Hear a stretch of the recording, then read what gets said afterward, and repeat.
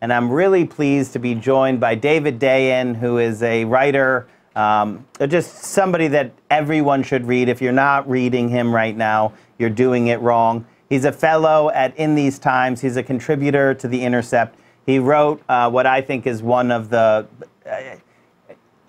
a must-read doesn't even do it justice. If you want to understand what happened in the Wall Street caused collapse of 2008, you have to read Chain of Title. You have to read his book, which I did just learn rightfully is the winner of the Studs and Ida Turkel Prize, and is just a really remarkable piece of investigative journalism. And we're not going to talk too much about Chain of Title, but I am going to spend a minute just saying, if you haven't read it yet, you have to. You have to just understand that it was fraud, it was criminality at the bottom of this, that this was not like a few cases here or there. It was this giant system of fraud perpetrated on the American people by Wall Street, which is a pretty decent lead-in to what we're talking about today, which is David's next book on Steve Mnuchin, who, as the foreclosure king, was one of the guys driving this giant fraud machine, mowing down the American people, causing untold misery across this land so that he could, you know, become Treasury Secretary and be flattered that people that he reminds people of a Bond villain, this guy, Steve Mnuchin. So, David, thank you for joining us on the Zero Hour. Thank you. Thank you for having me on. And with that lead-in, you can see I have lots of opinions on Wall Street's culpability and the original sin that none of them ever paid a price. Not one of them. They just didn't pay any price for perpetrating massive fraud. And in fact, they were rewarded for it. I mean, this dude, Steve Mnuchin, is the Treasury Secretary. So tell us a little bit about your upcoming book published by Strong Arm Press, which is a press that Ryan Grimm, myself, and Jess McIntosh run. And we have a series on the cabinet members. And we have a pretty good average. I think you're aware that you have some pressure because our first book was on Tom Price. He then resigned. Our second book was on Gary Cohn. He then resigned. Our third book was on Betsy DeVos. We're still waiting. And now this one is on Steve Mnuchin. So, David, take us away on the story of Steve Mnuchin. Sure. Well, the pressure is on. I don't know if Steve Mnuchin is capable of shame, so I don't know if resignation is in his future. But the book really goes into Steve Mnuchin's entire history, the fact that he was a legacy, the flounder of Goldman Sachs. His father was a managing partner, so he became a managing partner after a fairly undistinguished academic career at Yale. His roommate at Yale was this guy named Eddie Lampert, who ended up ruining Sears, bought it out as a hedge fund and ran it completely into the ground, and Mnuchin played a part in that. We talk about his time at Goldman Sachs, where he was involved in the mortgage department, which obviously has some resonance for the 2008 financial crisis. He left Goldman Sachs to start his own hedge fund. That hedge fund ends up buying this failed lender called IndyMac. He creates One West Bank. He becomes the CEO first and then the chairman of One West Bank, which ends up being one of the worst actors during the foreclosure crisis, involved in all of the illicit conduct, whether it was robo-signing or denying people loan modifications, foreclosing on people for as little as missed payment of $2. One West was active in the reverse mortgage market, which is like the late night commercials with Montel Williams, one of the ultimate scams because it's on the most vulnerable people in the country, the elderly. We also talk about his history as a film producer, which is a kind of a bizarre sidelight to Mnuchin's career. And he also sort of used One West, which was a lender to that film company, before that company went into bankruptcy, he made sure that One West got paid out. And he suspiciously left right before the bankruptcy occurred. So he got out right before the trap door fell open. So Mnuchin's kind of career is a history of jumping from one sort of disaster to another, and then he lands in the Trump campaign as their finance director. Obviously, we know about issues of campaign finance and the Trump administration. We heard about them this week with the Michael Cohen guilty plea. And then after Trump wins, he becomes the Treasury Secretary. So it's a history of really failing upward, of using his connections, his reputation, his family connections, his influence and power to rise to really the upper echelons of the government, and then to be put in a position where he could give back to his own social class. For example, with the giant tax cut for the wealthy and corporations, most of which is funneled to the 1%, of which Steve Mnuchin is a member. So we try to paint a full portrait of Mnuchin's rise and what the consequences are for regular people. There's a few things. One of them is it is a really uniquely terrible person who can be at the same time, involved in one of the greatest frauds perpetrated on the American people with the mortgage and foreclosure crisis and all of that, and be culpable in the Entourage movie. And Steve Mnuchin is that guy, that uniquely American. Failing up is a little, it's like that's too fair to him, because like this is actually what this Steve Mnuchin and the Goldman Sachs and the Wall Street investment banks and the hedge fund and this whole thing is actually just a giant fraud. Like, I will speak, I love rhetoric, as you know, but they don't build anything. They just break. They go from one thing to the other, and they sit on it, and they destroy it, and then in that destruction, they profit. Chaos and misery is profitable. Broken structures are profitable. They go to Toys R Us 10 years later, all the workers are gone, no more toy stores. KB Toys was first, hedge fund. They go in there, they extract everything, they get a golden yacht, they move on to the next one, and the workers lose everything. And so, it's not like he's stumbling through this, right? That's why, I said, there's this photo of him holding up the dollar bills, him and his wife at the Bureau of Printing and Engraving, and it literally looks like the cover of a Bond movie, and they're the villains of it. And the headline, though, in The Guardian was that Mnuchin was flattered by that description. He was flattered by people thinking of him as a Bond villain. So, it's like it's very active what he's doing, and he knows that destruction is very profitable.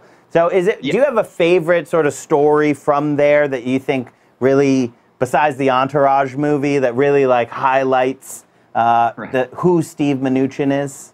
Well, that's certainly a good one. I think how the book leads off with this description of this sit-down interview that he had at UCLA, where the crowd seemingly uniquely just loathes and detests Mnuchin, and he tries to struggle his way through it. And you kind of see his vulnerabilities, his want to be liked. He's very Trumpian in that regard, and also his seeing himself as somewhat of a loftier figure than what he is, which is a guy that pushes paper around and extracts wealth for himself and his buddies.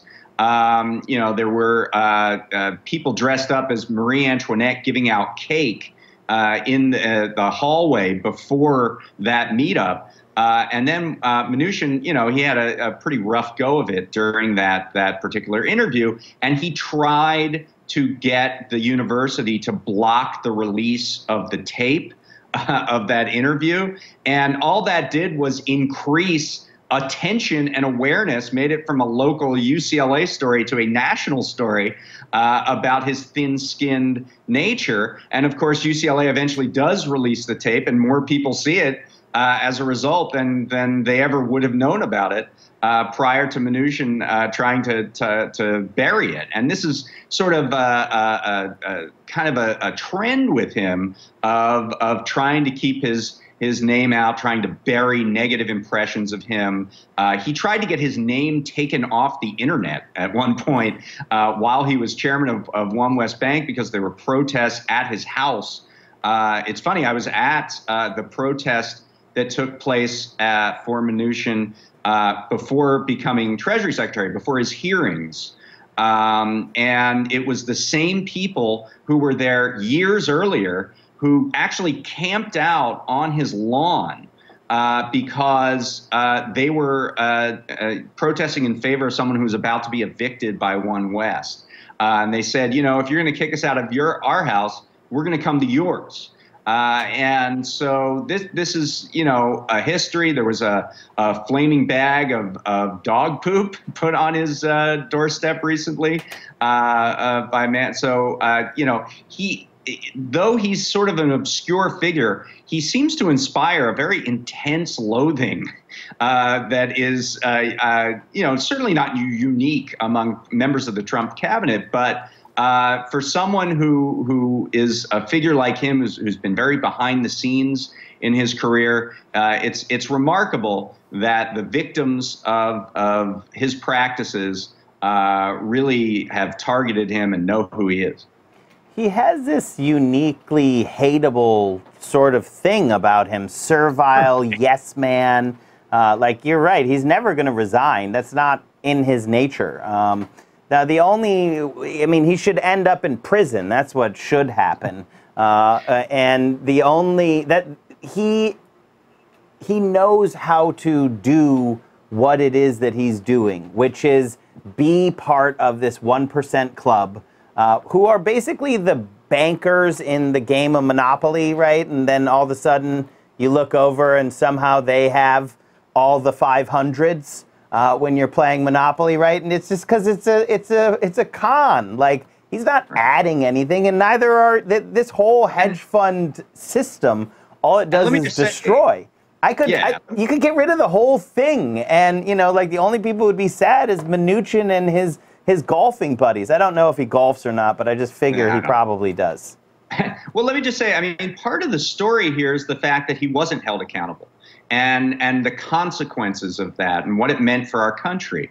You know, one of the stories I tell in the book is about this investigation at the California Attorney General's office, which found, and I'm quoting them, widespread misconduct from One West Bank in the manner in which they were prosecuting foreclosures in the state of California. And it was a very detailed document by the investigators in the office.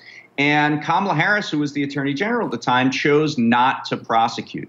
She chose not to take up action against One West for these charges, for thousands of charges against illegal foreclosures within the state of California.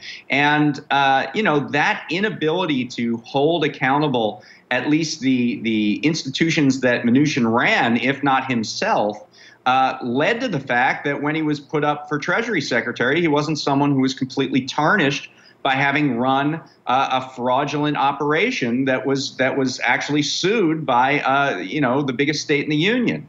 And so the failure to prosecute becomes so toxic here.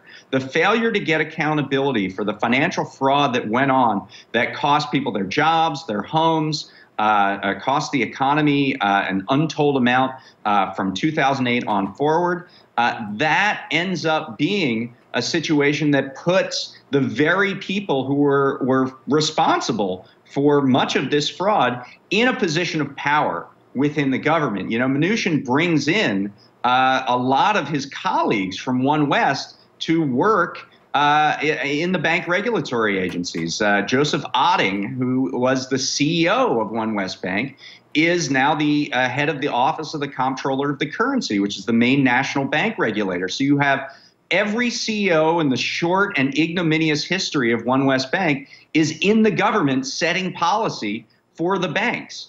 And so the failure to prosecute, I think, is a really important aspect of Mnuchin's life and really all of our lives.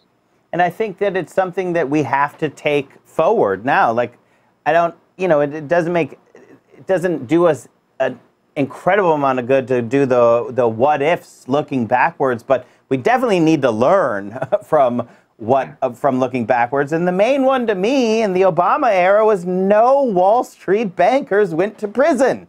Why did no one go to prison? They literally got trillions of dollars and everyone else lost their houses, right? Like untold suffering and misery. It's just incredible to me that no one was held accountable. And now, from this point forward, we have to ensure that people are held accountable. We have to ensure that, for example, torturers are held accountable so they don't come back into government and hold high office again. We have to make sure that people who ran fraudulent banking operations are prosecuted so that they can be punished and held accountable, and also so that they don't become the Treasury Secretary of the United States of America and put all their criminal friends in cush jobs that really affect everyone in this country and around the world every day. So I think that, David, your book is really like part of that accounting, but we really need to do it in a political sense as well. So I'm going to just do everyone should go to strongarmpress.com. You can find the book there. You can also take part, and I think this might be one of the firsts in the publishing industry, but we're crowdsourcing the title and cover of the book. We've got a few titles, and we're asking for your input. If you go to strongarmpress.com, you can take part in that. You can find the book. And David, I'll give you the last word to take us out on anything around Steve Mnuchin or this book or what you're kind of hoping from being part of this project.